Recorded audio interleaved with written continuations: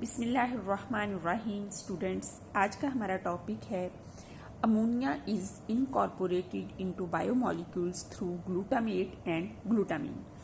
Actually वो biomolecules जिनके अंदर नाइट्रोजन प्रेजेंट होती है, जैसे कि डीएनए है, आरएनए है, DNA, RNA, different amino acids हैं और अदर मॉलिक्यूल्स जिनमें नाइट्रोजन प्रेजेंट होती है। इन सब में नाइट्रोजन का सोर्स क्या होता है, नाइट्रोजन इनको डिलीवर कौन करता है?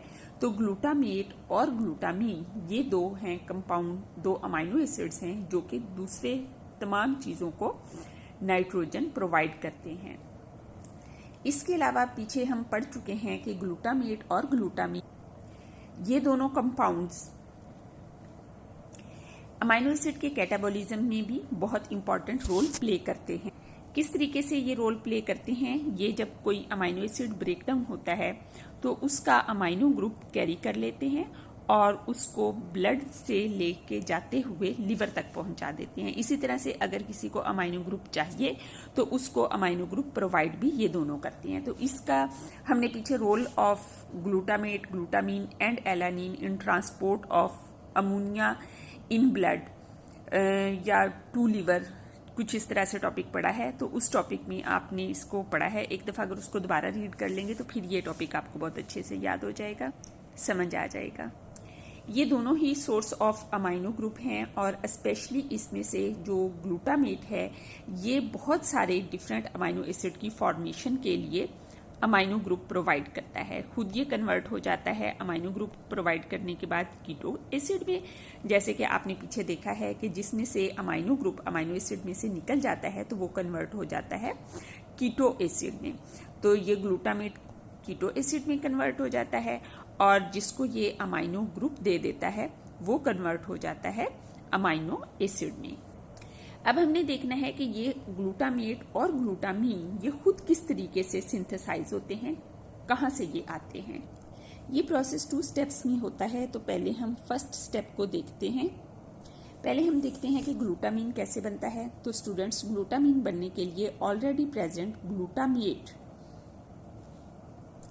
एटीपी के साथ मिलता है या एटीपी के साथ जब इसका रिएक्शन होता है तो ग्लूटामेट कन्वर्ट हो जाता है ग्लूटामाइल फॉस्फेट में। साथ में एटीपी जब फॉस्फेट दे देता है तो ये कन्वर्ट हो जाता है एडीपी में। नेक्स्ट इसमें जो सेकंड रिएक्शन इसका होता है उसमें ये ग्लूटामाइल फॉस्फेट ये रिएक्ट करता है NH4 के साथ और फिर ये कन्वर्ट हो जाता है ग्लूटामीन, इनऑर्गेनिक फॉस्फेट और हाइड्रोजन आयन में। इस तरह से ये ग्लूटामेट एटीपी प्लस अमोनिया, ठीक है, ग्लूटामेट एटीपी इंटरमीडिएट को हम अगर इग्नोर कर दें इसको तो ग्लूटामेट एटीपी अमोनिया ये मिलते हैं तो ये ग्लूटामीन, इनऑर्गेनिक फॉस्फेट और हाइड्रोजन आयन में कन्वर्ट हो जाते हैं। तो इस तरह से ग्लूटामीन हासिल होता है ग्लूटामेट से। इसके लिए जो एंजाइम चाहिए है वो ग्लूटामीन सिंथेज है जो कि तमाम ऑर्गेनिजम्स के साइटोसोल में प्रेजेंट होता है और ये अमोनिया को कन्वर्ट करता है ग्लूटामीन में ताकि ये ट्रांसपोर्ट हो जाए लिवर तक।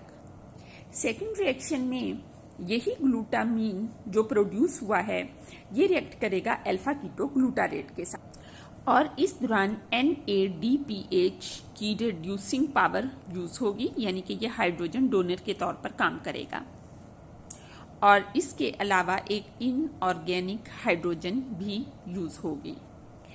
इस कंप्लीट प्रोसेस में ग्लूटामीन और अल्फा कीटो ग्लूटारेट दो इसके ये जो रिएक्टेंट हैं ये ऐसे चेंज होंगे कि इस प्रोसेस में 2 ग्लूटामेट बन जाएंगे।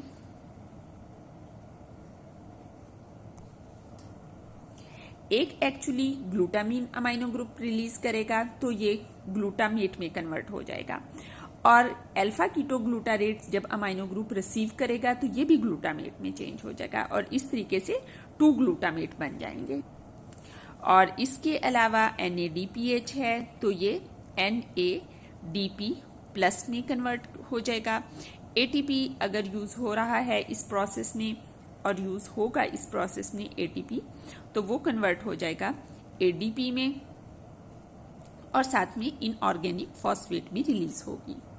स्टूडेंट्स, इस रिएक्शन में जो एंजाइम यूज हुआ है वो ग्लूटामेट सिंथेज है, क्योंकि ग्लूटामेट की सिंथेसिस हुई है ना, तो एंजाइम का नाम होगा ग्लूटामेट सिंथेज। और ये एंजाइम एनिमल्स में प्रेजेंट नहीं होता, ये प्लांट्स में और माइक्रो ऑर्गेनिजम्स में प्रेजेंट होता है। जब ये एनिमल्स में एंजाइम मौजूद नहीं है ग्लूटामेट सिंथेज, तो फिर एनिमल्स में ये सिंथेसिस किस तरीके से होती है? तो स्टूडेंट्स, एनिमल्स में एक और एंजाइम है एल ग्लूटामेट डिहाइड्रोजिनेज। ये एंजाइम यूज होता है ग्लूटामेट सिंथेज की बजाय। और ये एंजाइम एल ग्लूटामेट डिहाइड्रोजिनेज ये तमाम ऑर्गेनिजम्स में प्रेजेंट होता है। एनिमल्स में ये एंजाइम माइटोकॉन्ड्रिया के अंदर प्रेजेंट होता है और माइटोकॉन्ड्रिया में। और कब ये रिएक्शन ग्लूटामेट प्रोड्यूस करेगा? अब यहाँ पर आप इसके देखें तो जो रिएक्टेंट है उसमें अल्फा कीटोग्लूटारेट है, जो कि सिट्रिक एसिड साइकिल में यूज